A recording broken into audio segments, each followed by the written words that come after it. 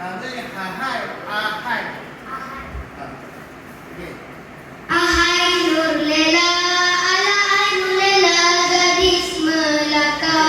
Dia alahai tu dia nampak dia ada alahai kan mulut ahai dia ahai hai dia macam ni hai ahai Nurlela alahai Nurlela alahai Nurlela kan nampak tak kamu tadi alahai Nurlela dia mesti macam